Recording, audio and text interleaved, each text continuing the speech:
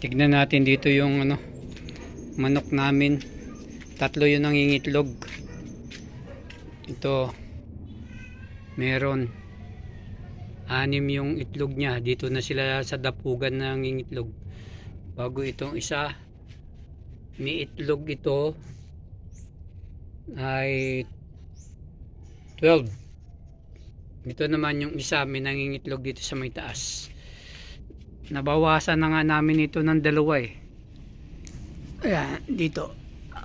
Dito sa may taas. Nabawasan namin to ng 2. Masipag mangitlog itong manok na ito. Yan o.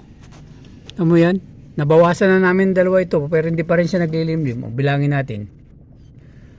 2, 4, 6, 8, 10, 12, 14, 15.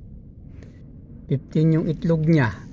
Plus nabawasan pa namin ng 2, di a total 17. Dapat naglilimlim na siya.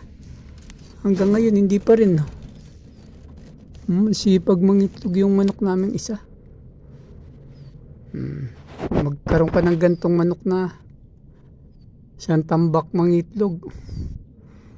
Okay. Thank you Lord.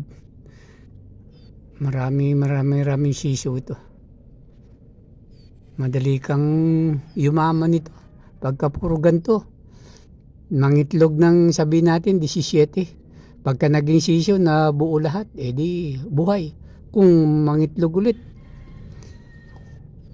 ang tanong ko mabubuhay.